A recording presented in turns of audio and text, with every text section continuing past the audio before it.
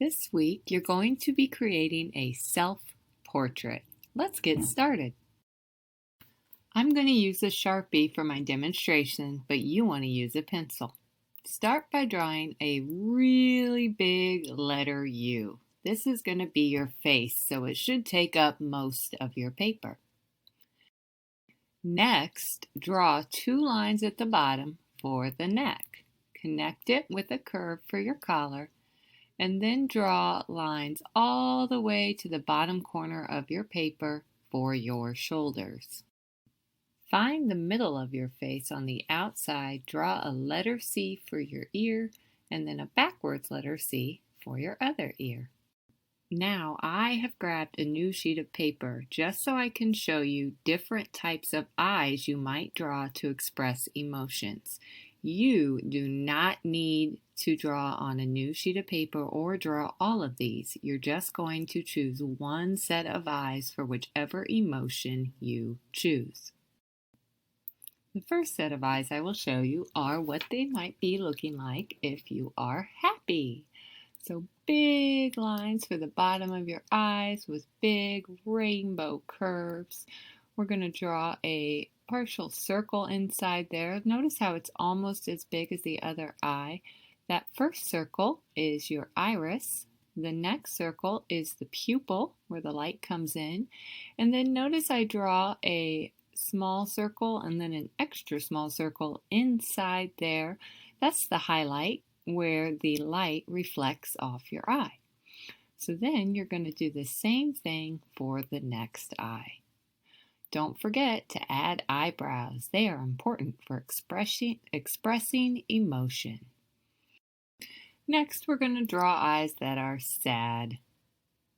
Think about how you might look when you are sad. Maybe your eyes are drooping, you're looking down, your eyebrows are probably kind of close and drooping down.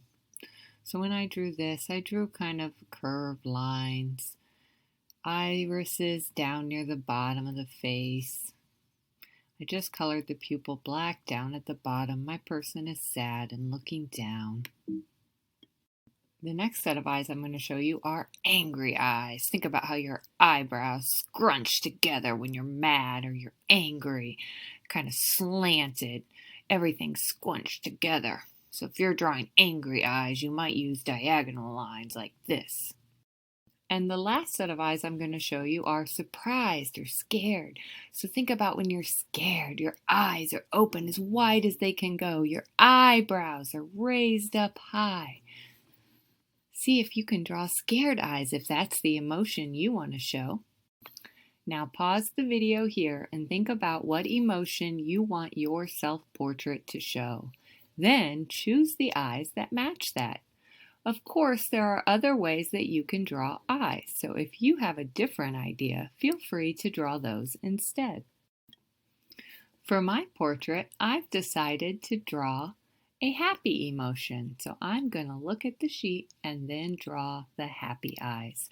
Your eyes go in the middle of your head right where your ears are. So make sure you don't start way above your ears. Draw the eyes in the middle of your head shape. Don't forget to add the eyebrows too.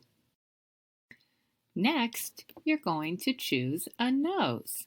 So here are 4 different ways that you could draw a nose. And of course, you can choose any nose that you want. Maybe there's one that's not on here and you want to come up with your own design.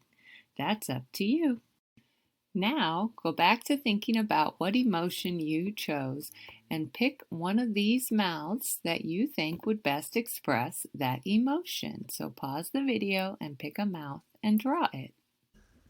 Now I'm going to give you ideas for hair. This first sheet of paper is for boys. So if you have kind of longer, curlier hair, you might draw bumpy lines to create the hair. If you have kind of longer, straighter hair parted to the side, you might start by drawing diagonal lines and then adding longer lines over it. You could even add some textures in by drawing some additional lines on that hair. If you have your hair buzzed really short, Just connect the top of the head with a curve and then draw another curve from one ear to another. Maybe you have hair, kind of like my son, that goes every which way. So zigzag lines would work well for drawing that hair. Maybe you have hair that falls straight across your forehead, so you could draw a line going across and then add a line above that, plus some more lines for texture. Or perhaps you want to draw yourself with a hat on. That's fine too. Of course, these are not all the different hair types, just some of the ones I see most often in my classroom. If you have different hair and know how you want to draw that, feel free to go ahead and draw it that way. You can pause the video here to look at different examples of boy hairstyles. Next up, we'll draw girl hairs. If you have straight hair with bangs, you could draw a line that goes straight across the forehead and then connect the top of the head with a curve and add some straight lines for texture. Then simply draw hair that curves down however long your hair is. Perhaps you have bangs, but instead of straight hair, you have curly hair. So you could draw the same thing, but use bumpy lines instead. And then again, just make your hair go however long your hair is. Maybe you don't have bangs and you have straight hair or curly hair that's parted either in the middle or at the side. So I'll draw an example of straight hair that parts at the side, but remember you could use a bumpy line to make it curly. Perhaps you have your hair tied up into several different braids. Start by drawing a curved line to connect the head, then draw another curved line from one ear to the next. To show the braids, you could just draw bumpy lines wherever you might have those braids. Look how cute! Perhaps your hair is up in a bun. So start off like we did on the previous one. Connect the top of the head with a curve. Draw a curve from one ear to the next. And then you could have a bun that is straight hair by just drawing an oval. Or, like the example I did, one that is curly hair by using a bumpy line. For the last person, I'm going to draw a ponytail with straight hair. So maybe just some curved lines with zigzags in the end and then some lines to show texture. Once again, you don't have to use any of the hairstyles shown on here. If you have an idea of how to make a different hairstyle that better matches your hair, feel free to go ahead. You can pause the video now to look at examples of girl hairstyles. So I'm drawing my hair, which is long and straight.